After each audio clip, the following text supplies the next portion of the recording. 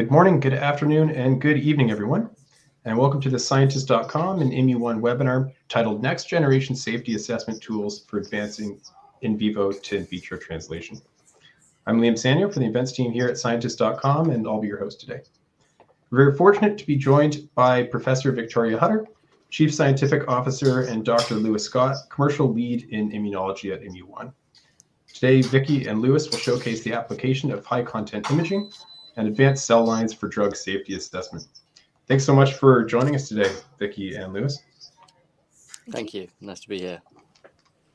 And with that, I'm very pleased to welcome Professor Vicky Hutter. Vicky, thanks so much for joining us today. And the floor is yours whenever you're ready.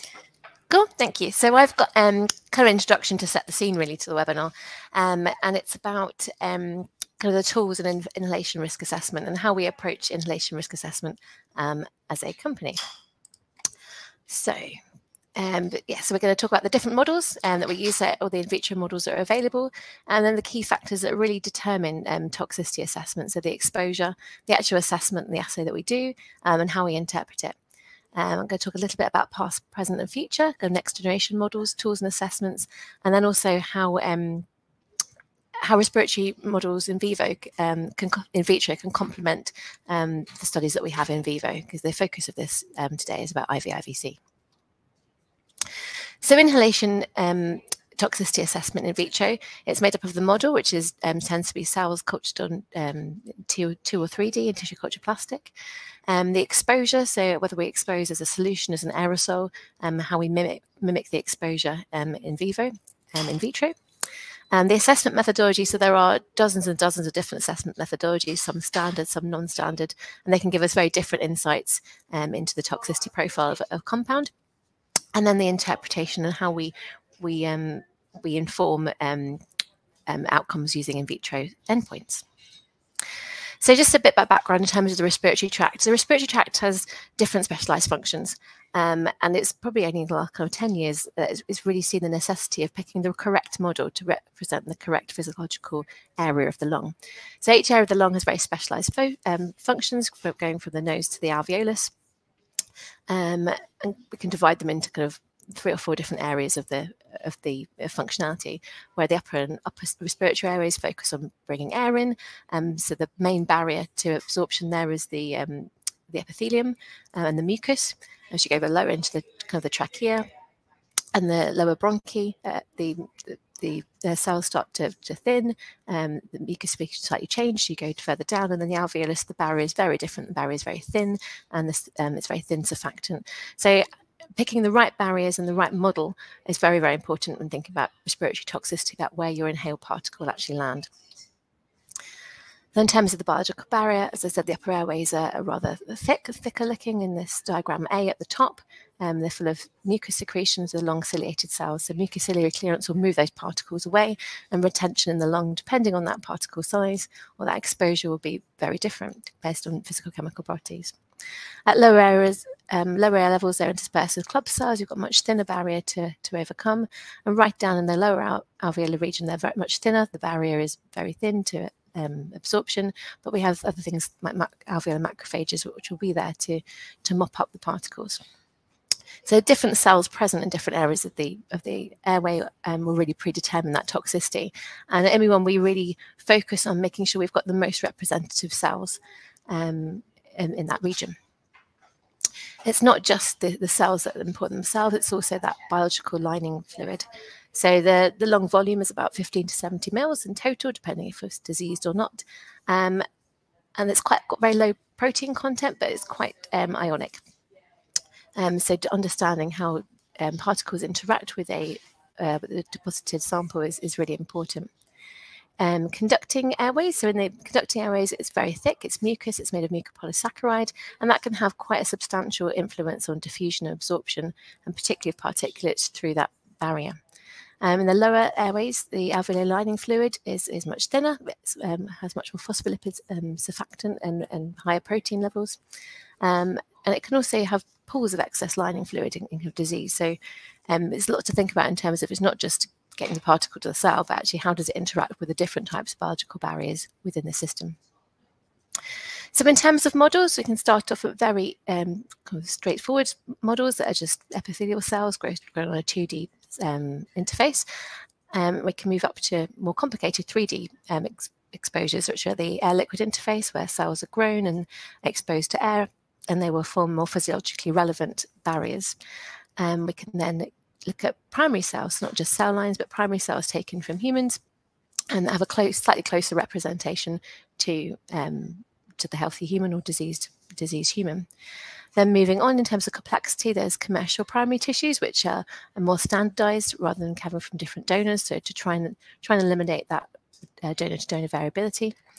And then moving on to co-culture models, where we have a combination of different types of cell line to try and mimic more of a tissue than a cellular response. Moving on to complexity, we can look at spheroids and organoids, which have a 3D sphere of cells to represent more of a tissue or organ response. And finally on to kind of lung on a chip, which is a perfused system looking at other stresses and strains of the cell environment within the lung.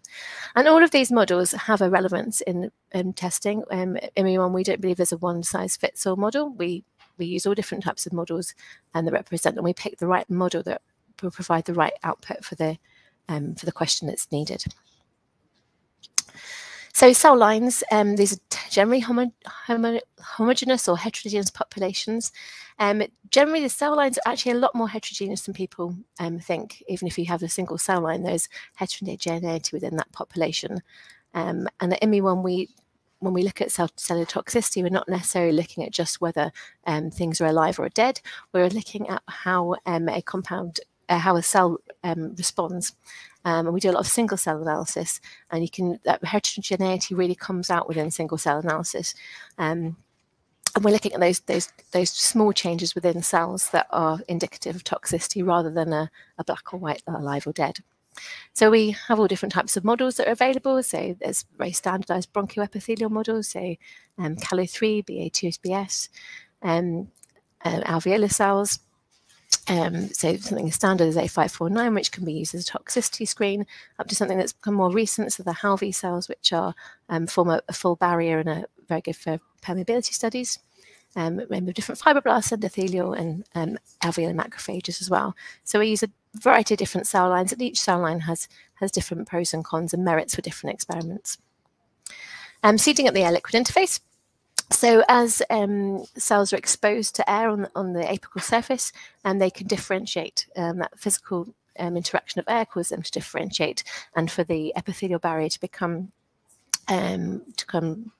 more deeper, the columnar morphology increases, and the cilia structures become longer, and they produce more glycoprotein secretion. So the SEM images on the left-hand side are examples of where you can see that cells have produced more cilia-like structures, have more glycoprotein secretions, and you can get still a tight junction barrier, but that's more representative of what the cells are in vivo. So air-liquid interface is probably kind of one of the standard, much more standard approaches now, because cells behave like they do more in vivo. Moving on, primary cell culture models can also be grown at this phase as well, and these can be taken from primary cells from humans grown at the air-liquid interface, and also more standardized models, commercial models where several different donors are pooled together to try to avoid the donor variation.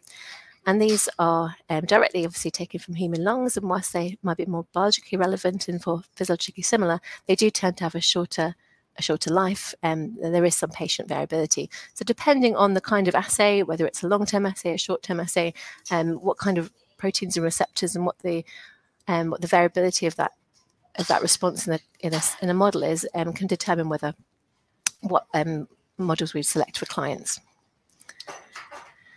Co-culture models, moving up in complexity. So the variety of co-culture models available in the literature, and typically they will begin with epithelial cells and combine them with other cells such as endothelial, fibroblasts, and now more recently immune cells. And those cells are selected again. We select our models for our customers depending on the response mechanisms of interest. So there's some standard models for irritation or viability with epithelial would be absolutely fine.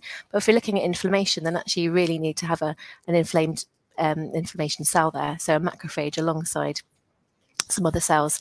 The inflammatory potential of some of the epithelial and endothelial cells is quite low. So we make sure we had the right cells in there for a client. And things like sensitization, there's a lot of evidence that you need at least 3 or 4 cell types to actually see that sensitization effect. So we'd pick the right model to elicit the right response. So at IMU1, we have different co-culture systems, but one of the ones that we use the most is IMU-LONG, which is a co-culture of human alveolar macrophage cells with alveolar epithelial cells. So the alveolar epithelial cells sit on top of the transwell barrier, and they form a tight junctions and quite a high tier that's representative of the alveolar space. And beneath that, we set the macrophage cells. So the reason we have them in that orientation is that we can separate the response out, but there's still crosstalk between the cells. So whilst the models don't necessarily have to look exactly like they would do internally, we select our models based on how we can use them and how we can get the data best out for clients. Moving up in complexity is spheroids and organoids, which are much more complex clusters of specific cell organs. There are pros and cons for using these. They do give a lot more data in terms of the different types of cells and the interactions, but then they, and particularly in terms of disease modelling and drug discovery, they can be quite useful.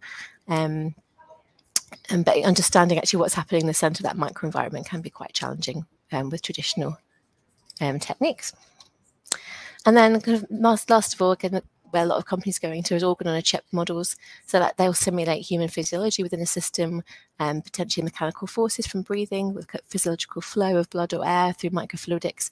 And there's lots of evidence suggests that the closer you have the human physiological representation, those cells will also mature and respond in that same way. So again, it's probably not for high throughput screening, but for having a very clear understanding of how an advanced molecule would respond in a system that's much more human representative, they have a really interesting place in toxicity screening. So I guess what is physiological relevance in the lung? So it's something we do think a lot about in IMU1 when we're designing our studies, because we want to make it as physiologically relevant as possible, but there's also a drawback to how much throughput we can put in and how much does that add to a study. So things like the air-liquid interface, it makes perfect sense to have that as an those models grown at the air-liquid interface. There's a lot of evidence to show that produces a physically relevant model. The flow rate, so the kind of flow through of blood through the different tissues in the lung is quite different, looking at alveolus to bronchial, so taking that into comparison. Exposure is very key. So the exposure in the airways at the nose and the trachea is very different to the exposure that's assimilated in the lower airways. So mimicking that exposure is very key. Picking the right type of cells, understanding the surface area that we're exposing the molecule to, and trying to mimic that into an in vivo dish where you've got it on a flat tube used plastic is very important.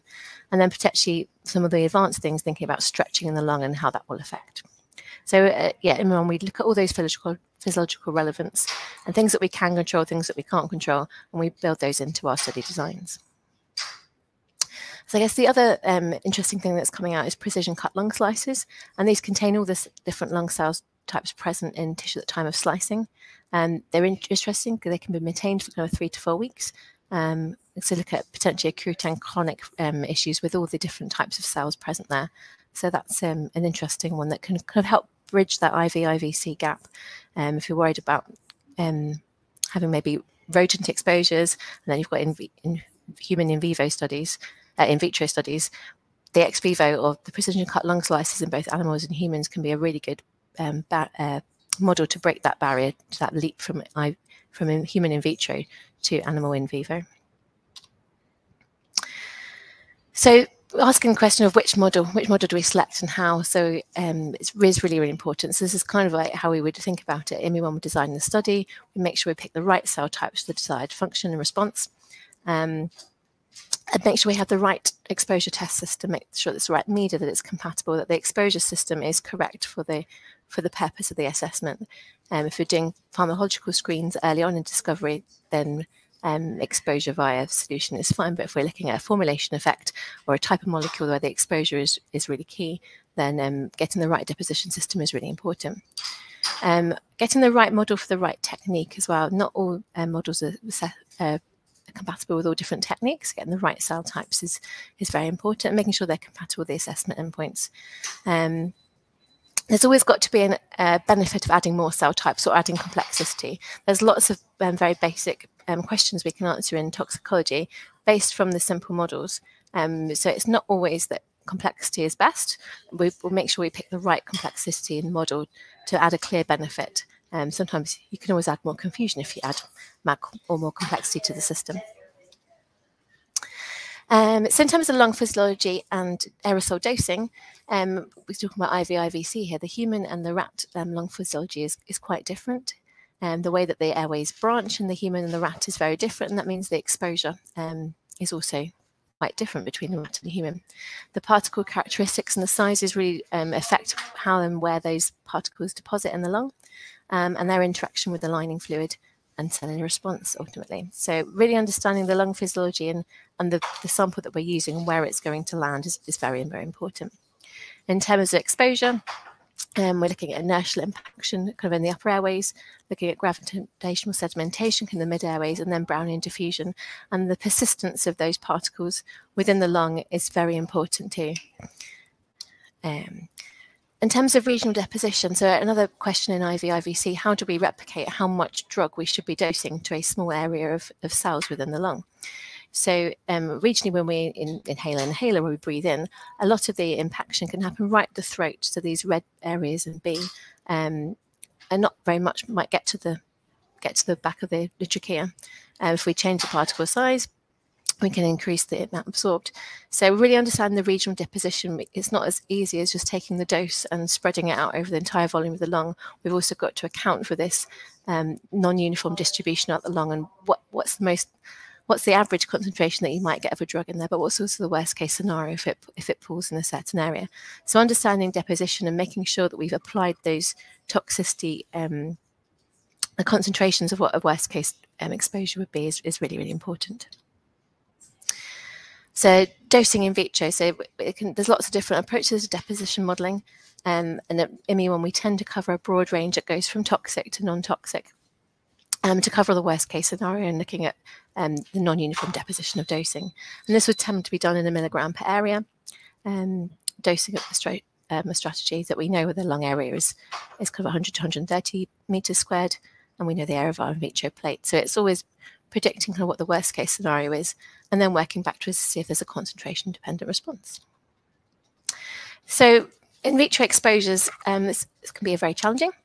So technically it should be relatively simple to add things as a solution or a suspension, but typically many of the inhaled molecules we see are becoming more and more insoluble, if we look at other outside of pharmaceuticals, there's many insoluble particles that we inhale in nanofibers, insoluble nanospheres, and they can be very difficult to solubilize and to get an even distribution across your cell culture.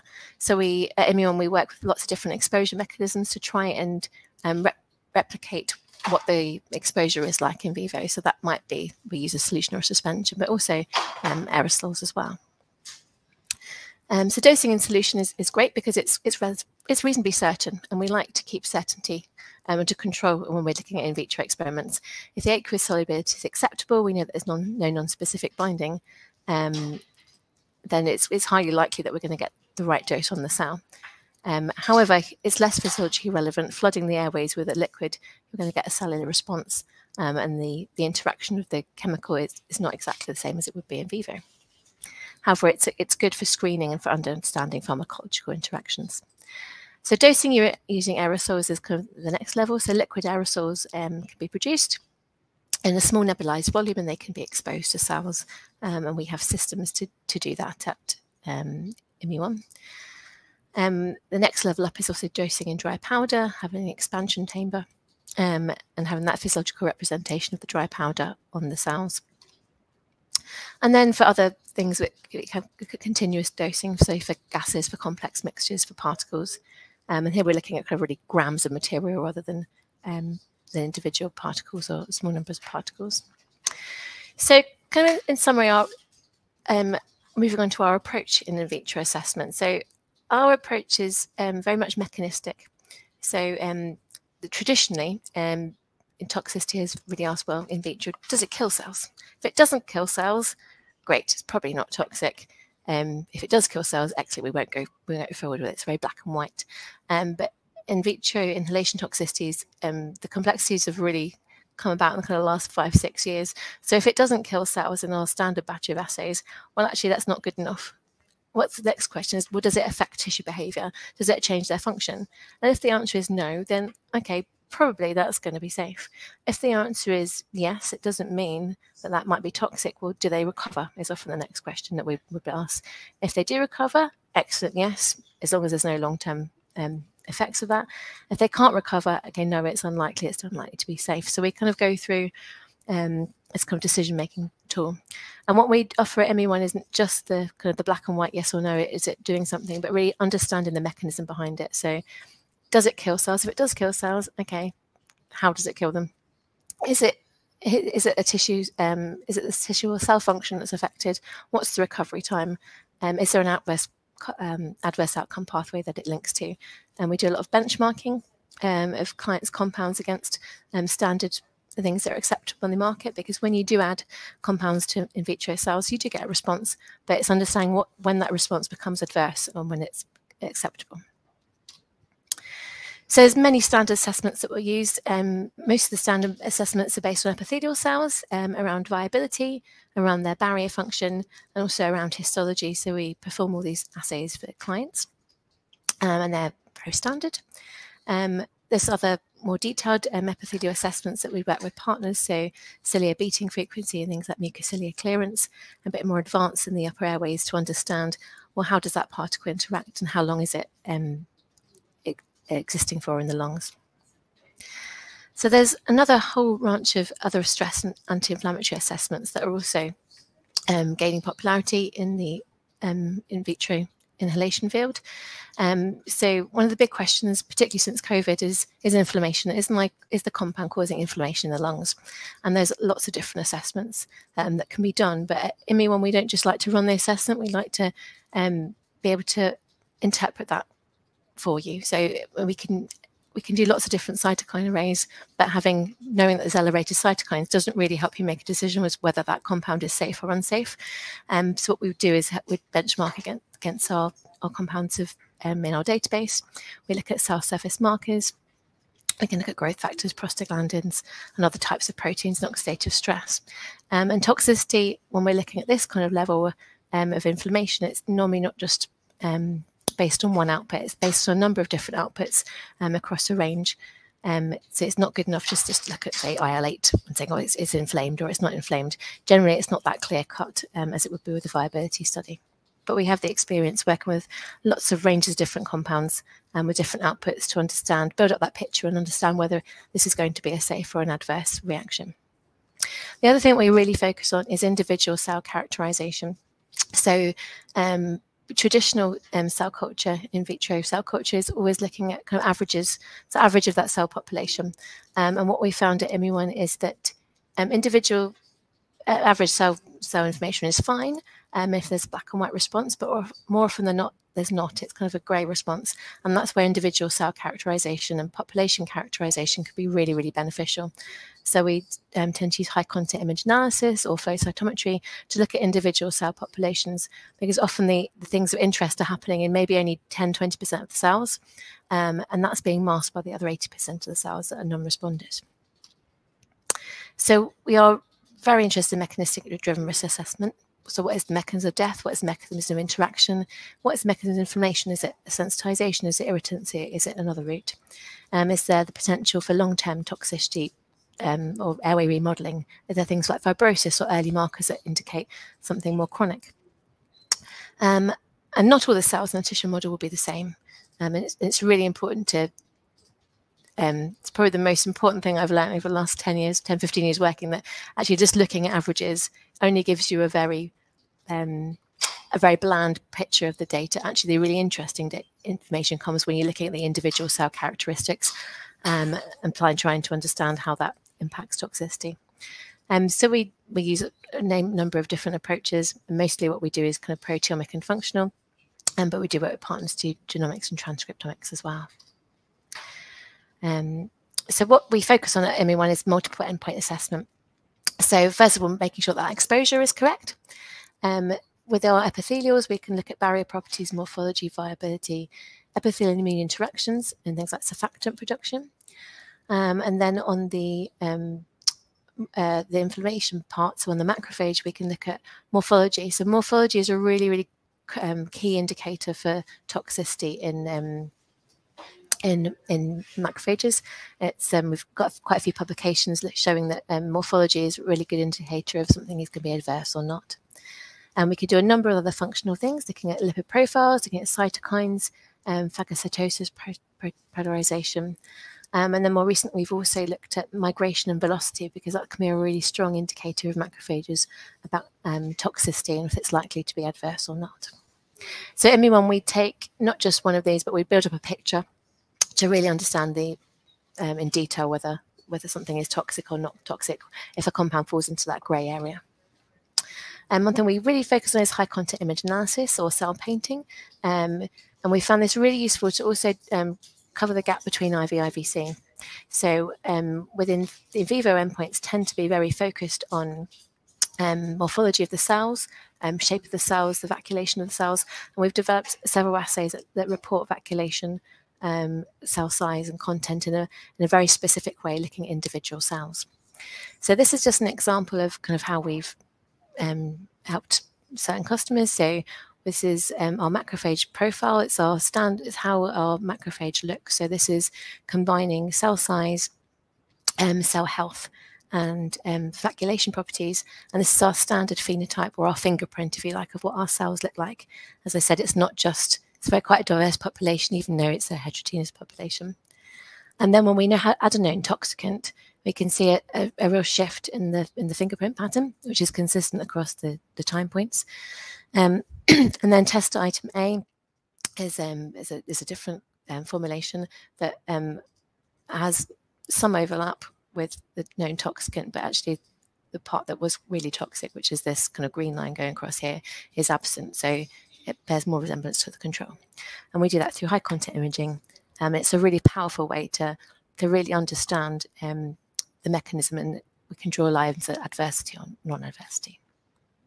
So phenotyping can indicate a toxicity mechanism. In here we picked I think it was about 30 of the most prominent phenotypes.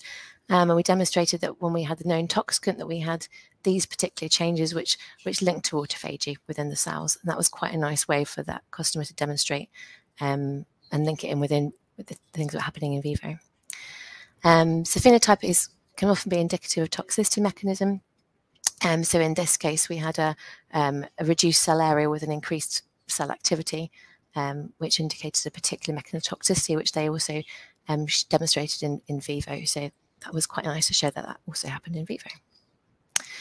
And I guess lastly, the interpretation and context is really important. So at ME1, we consider all those aspects. We differentiate response, we benchmark response, and we correlate response back to the in vivo situation.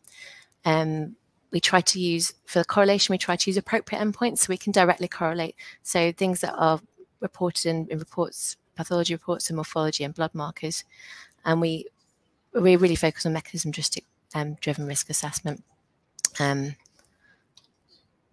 So we look at interspecies comparisons, looking at the rat in vivo.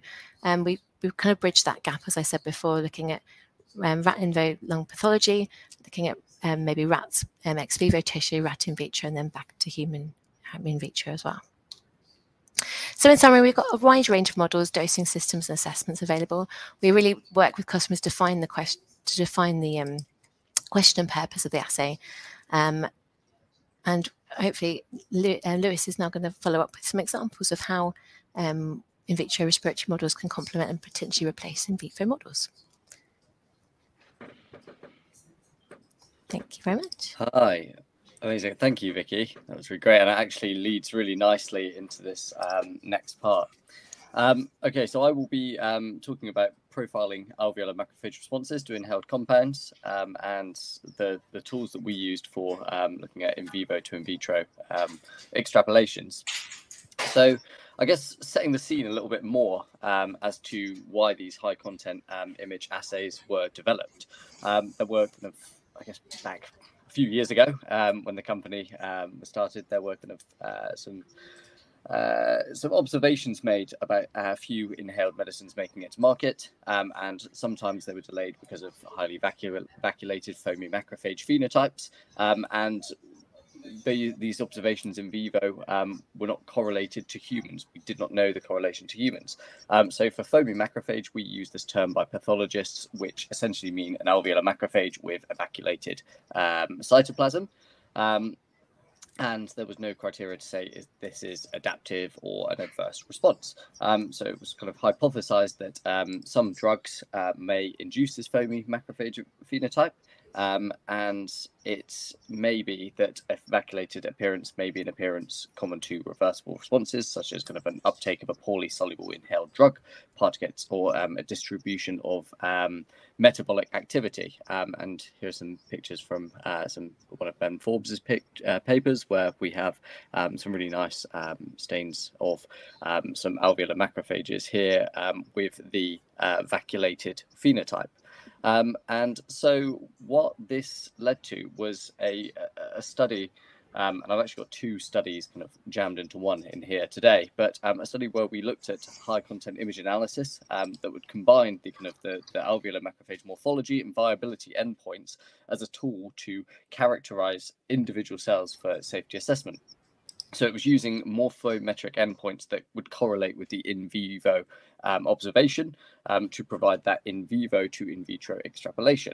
And ultimately, the aim of this was to have a prediction of a predictive tool for foamy macrophage responsive at an in vitro level, so that you aren't having to use as many animal experiments, and you can accurately predict new kind of inhaled medicines. So basically, the gist of it: cells, add your probes, imaging, and then image analysis, and then the endpoints there that would correlate with in vivo findings. So in brief, the high content imaging screens have two kind of arms, if you will. There's the cell health and morphology screens, which include a nuclear stain, a mitochondrial membrane stain, a membrane permeability, and a cytoplasm stain, so that one would be able to look at kind of vacuolation and cell health. And then there's also the lipid stain, or kind of lipid 1, as it's known in IMU1, where you would have various lipid stains, such as phospholipids, neutral lipids, but then it could also incorporate the nuclear stain as well.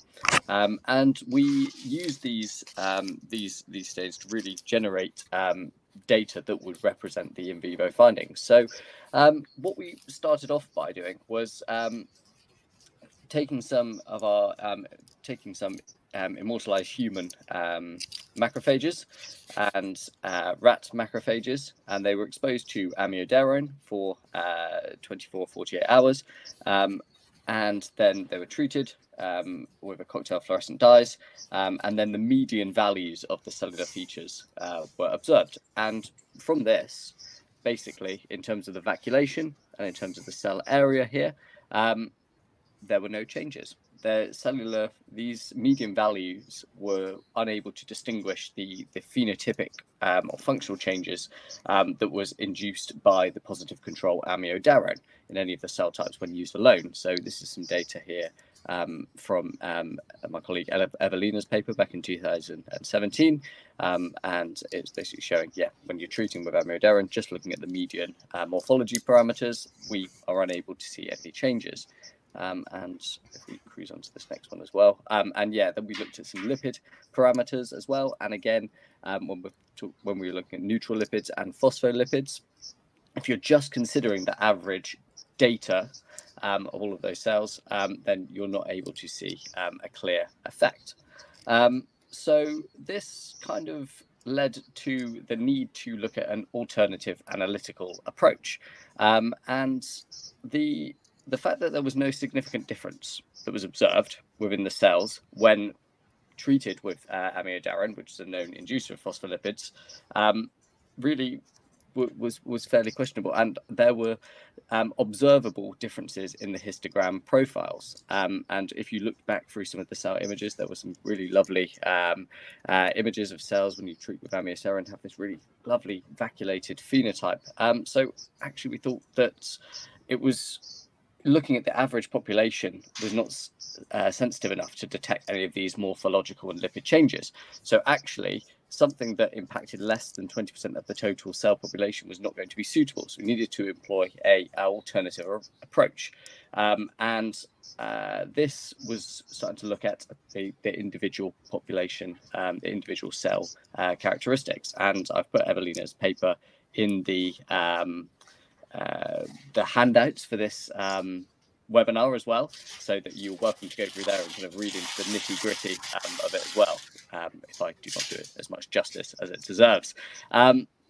So yes, in brief, so what we would look at from this were the need to really look at elevated responses, and from this there were kind of the profiles that had kind of more than 2 standard deviations above the mean value, and we had the healthy cells were defined as having this kind of nuclear area within 2 standard deviations of the mean, and then we could have something like the elevated mitochondrial activity, the elevated membrane permeability, elevated cell area, all of these diagnostic criteria that we use for the foamy macrophage investigation.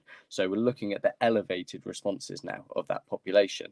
And if I skip on to the next one, so in this one, we now plotted a single graph which created the morphometric and functional profiles, and what we have the cell health parameters, which are segregated on the bottom here, and the y-axis is the fraction of the cell population with those elevated parameter characteristics. So let's have a look through. So we have the healthy population, normal nuclear area, and then we go into the elevated nuclear cell area, elevated mitochondrial activity, elevated membrane permeability, on and on until we get to the elevated neutral lipid content.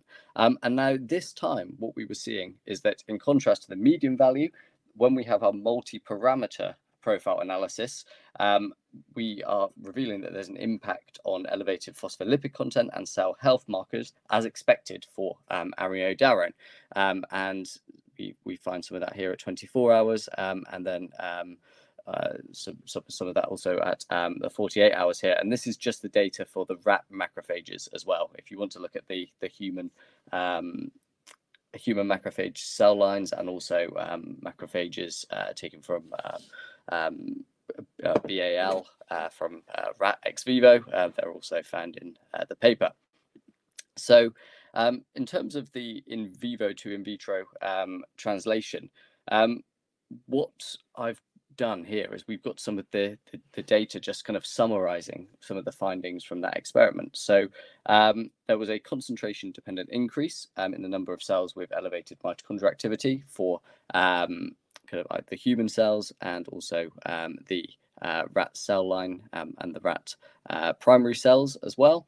There were enhanced phospholipid content that was observed for human, rat cell line, and rat primary as well. And there were also changes in the cell morphology that were observed for all of the 3 cell types tested. And so kind of the take home from this is that the cell models require the cell populations rather than average population data, and that we need to use, or that we could use high content image analysis as a tool in order to look at both human and rat alveolar macrophages and correlate findings back into in vivo data. And so I'm going to take this kind of to the next level now, and I'm going to kind of take this and see kind of what we then did with some of this data. So with the tool when it was established. So next up, we wanted to profile alveolar macrophages to a panel of compounds. And this panel of compounds had 2 groups. It had foamy macrophage inducers the unsafes, and the non-foamy macrophage inducers, which is the safe group. And ultimately, the aim of this study was to do a couple of things. It was to evaluate alveolar macrophage responses to the panel of drugs known to be either safe or non-safe, demonstrate that high-content image analysis could be used to distinguish between compounds that were either safe or unsafe. It would evaluate the impact of drug exposure, and it would allow us to evaluate this interspecies differences. So were there going to be increased sensitivity in rat versus humans, or vice versa? And so the overarching kind of aim, the overarching methodology of this is, as Vicky detailed earlier, we take the alveolar macrophages, expose them to the compounds. We use a fluorescent dye cocktail. We undertake high content image analysis, and then we plot the cell health parameters and the morphometric parameters at the end. So a little bit of a background on what these compounds were. So there were some licensed modalities. So either broncho, there were some steroidal anti-inflammatory drugs. There were some B2 agonists. And then there were also, so I guess some of these groups are kind of drugs that were commonly used for inhaled treatments of inflammatory lung diseases. But then we also had a second group which were used kind of in order to show a positive effect. So we have some cationic amphiphilic drugs, CADs, and they're luckily not used as inhaled therapies, but they're put into this study as those model drugs to induce phospholipidosis. And there's also some pro-apoptotic drugs down at the bottom so that we could observe some cell death effects as well. So these were FM inducers, non-FM inducers versus FM inducers. And I've just got some of the images, because actually it's all well and good showing these graphs, but actually it's image analysis, and what we end up taking are the images. So I've just got some images here showing that there's some rat macrophages treated with amiodarone, various concentrations, and then what you can start to see at some of the higher concentrations are the foamy vacuolated macrophage phenotype that we've taken from the in-cell analyzer. But then when we look at some of this data, so let's take the non-FM inducers first, we can see actually there are very little changes occurring in terms of these parameters here, either at 24 hours or 48 hours when treated with these safe drugs. There are maybe the odd change here with one of them in terms of the mitochondrial integrity, but in general, there's little changes to phospholipids, neutral lipids, or and also a fairly high cell count. Yet when we look at some of the more FM inducers, what we can see with some of them, there are some changes to the cell count and cell health. And also what we see are changes to the lipids at the end. So there's increases in the cell population that have elevated neutral lipids and some that maybe have elevated phospholipids here. And then this seems to be a lot more pronounced at the 48-hour time point, when actually some of the cell health parameter cell health parameters are down, and there's really kind of this graph looks all over the place, to be perfectly honest. It's there's some real kind of increase in the cell population that have increased mitochondrial decreased mitochondrial integrity. There's the changes in the cell area, but more changes in the phospholipid and neutral lipids that are occurring there. So this was done on rat alveolar macrophages and also on human alveolar macrophages, and we've got some nice pictures here again with amiodarone at different concentrations, and you can see kind of some of the higher concentrations here, some of the images we've taken. So there's really lovely vacuole there present on some of the human alveolar macrophages. So when we took this data again with the non-foamy macrophage users, this panel of compounds, there were little changes that occurred in terms of some of the elevated parameters, both at 24 hours and then again at 48. And then with the FM inducers, again, some of them would lead to decreases in the cell count. There'll be some changes in nuclear to cell area, the other compound that had changes in permeability, and again, yeah, some changes in nuclear cell area at the 48-hour time point as well. And I guess what you can take from both the human and the rat data is there were changes in sensitivity. The human cells actually were less sensitive than the rat alveolar macrophages in this context. So I guess to summarize some of the data that we've looked at here. So I've got the pop-up of the poll as well, which wasn't great. So I'll do it later. The study demonstrates really that we need to use cell subpopulations rather than average population data, but the lung macrophage cell models responded to this amiodarone challenge, and the human alveolar macrophages had these profiles, these profile graphs that were indicated that the cells were less sensitive to the stimuli. So that's really a kind of a key take-home message, I'd say, from this. We could use high-content image analysis, our more for one technique, to look at and to differentiate between safe versus unsafe responses in macrophages.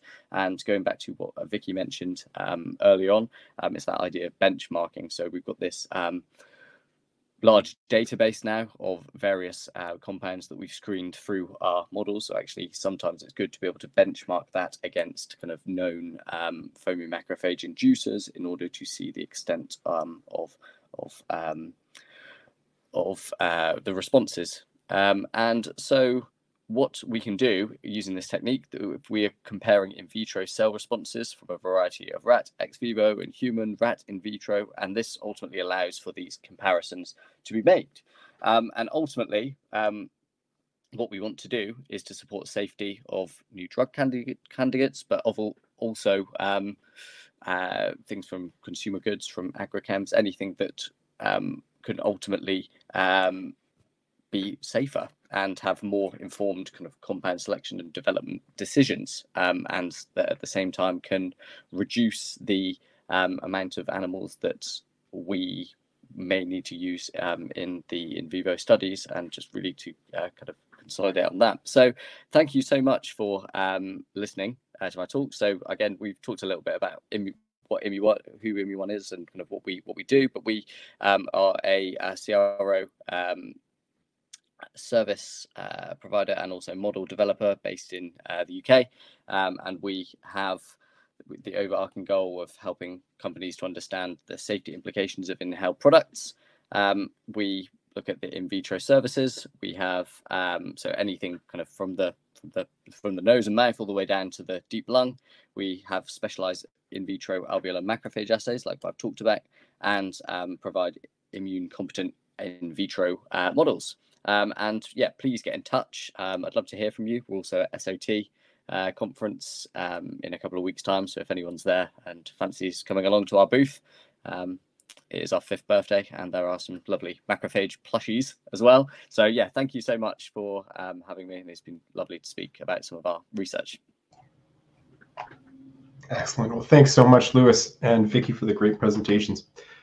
With that, we'll move right on to the Q&A panel. And as a reminder, if you do have a question that you'd like to ask, be sure to submit it using the Q&A panel there. All right, so first question here. There's a few questions on species differences. Are there any species differences in inhalation toxicity in the lungs? And somebody else asked, why were the rat cells more sensitive than the human cells? Yeah, I can kick off and start that. So I guess going back to kind of rat physiology, rats are obligate nose breathers. So they filter out a lot more of the air than we do. Their nose is a lot more smaller. So yes, they are more sensitive. There's kind of a lot of studies, if you look over in the literature, where you have more sensitivity. We do, we use human and rat alveolar macrophages. So they're both very similar origin. And we always notice that there's kind of at least 10-fold difference, like a whole log-fold concentration, dependence on how they respond. It's not surprising coming from the physiology of the airways, and that humans are exposed to a lot more substances and particles than we are. So yes, we do notice that a lot, but it's also providing that evidence to regulator. It's all right to say that anecdotally, but we work with companies to kind of show that is the case, and that the rat is more sensitive. So yes, it is something that we work with customers, and it's something we notice a lot. And if you would like to learn more about this, in the handout section of this beautiful platform, there are 2 papers on that. So I think the first and third on that could be used to be a little bit of further reading. Excellent. Thanks so much, Vicky and Lewis.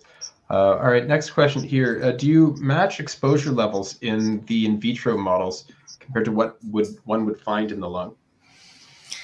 Yes, as much as possible. Obviously, it depends on what we know about exposure in the lung, but yes, as much as we can, we do.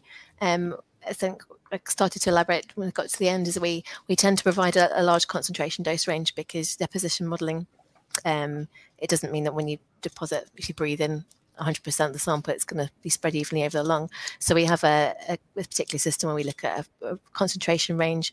We'd make sure that concentration covers at least kind of like the tenfold worst exposure if it was all concentrated in the area, right down to kind of the lowest exposure, to provide the evidence that yes, it's safe within this concentration range, or it becomes toxic here, but it's very unlikely to get to that exposure.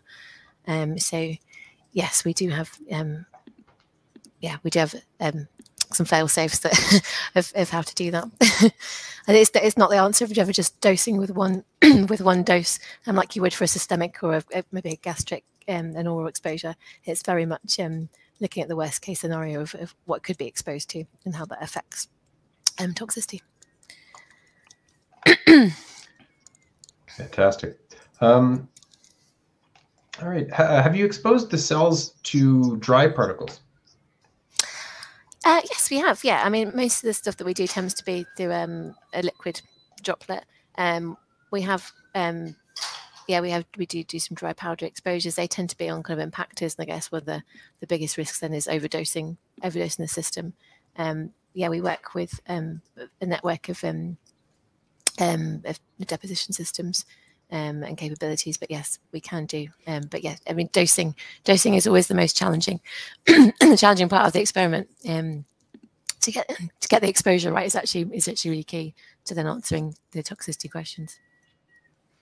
But yeah, it very much depends on what the substance is like, and what the final questions are that a client wants to get out of it.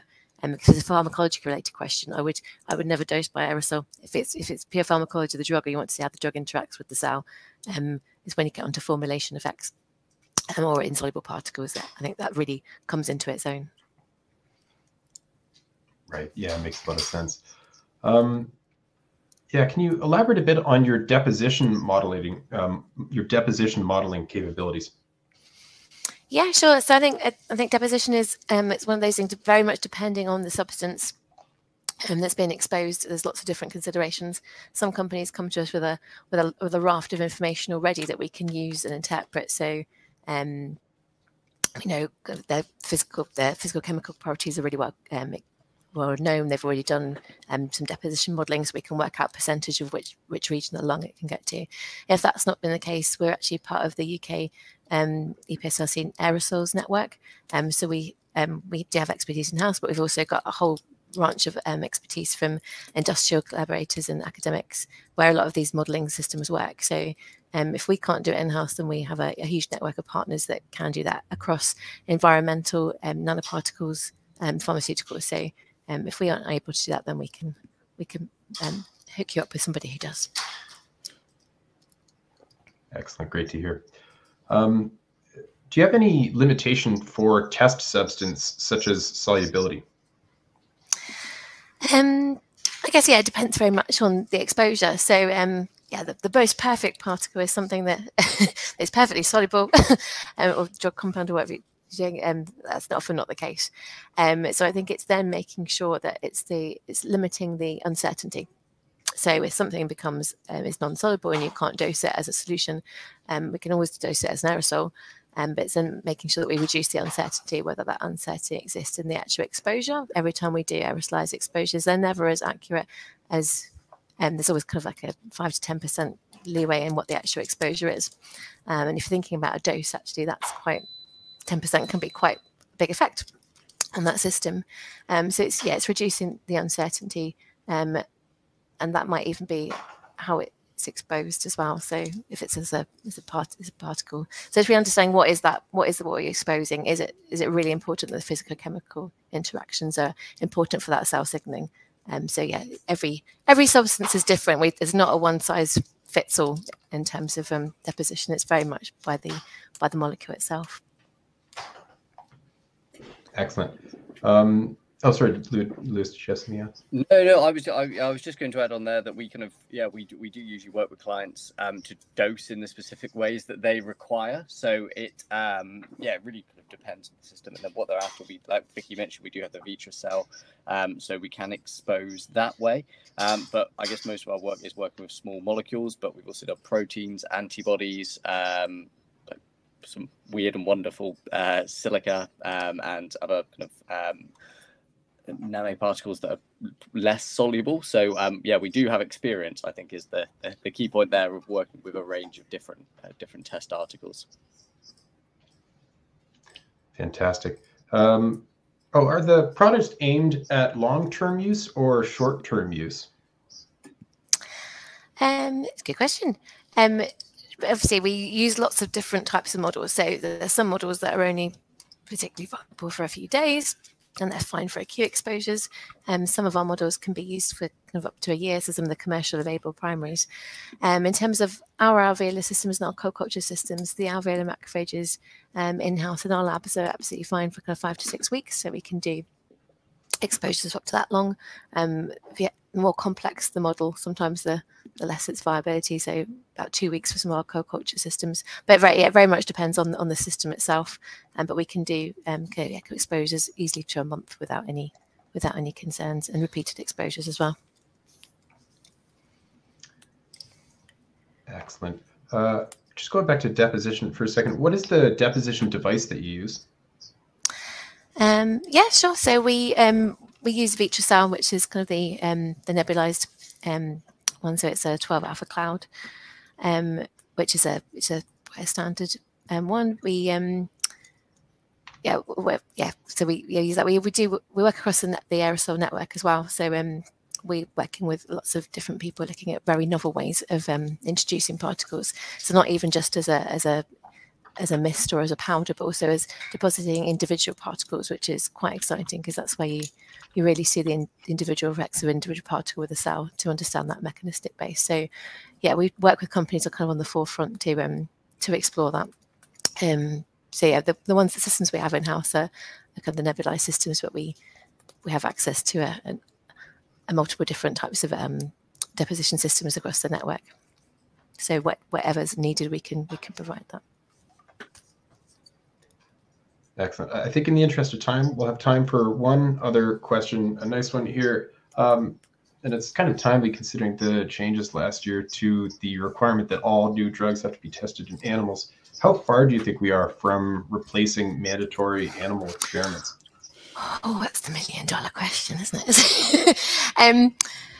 I think we're still a little way off. I think it, again, really depends. If the target is not in an animal, then there's absolutely no point, apart maybe off-target effects, but yeah, using that in an animal. And there's some really nice OECD work that on what's it called, clothanol, which showed the really use of NAMs in providing that toxicity assessment. So I think case studies like that are really paving the way. I think with this mechanism-based approach, if we can build up enough data showing kind of the IVC, these are the surrogate endpoints that we can use in vitro, which do correlate to in vivo. I think we're getting there. I think our approach is where we use morphology and biochemical markers that can be looked at in vivo. We can have that direct read across, are really helping. So yeah, I think the industry is getting there. I think it really depends on the actual thing itself. If it's something that the animal models just aren't appropriate, then I think that's really going to push it. But yeah, it depends on the regulators, I guess, how much evidence they need and when. But we're definitely at the forefront trying to push that.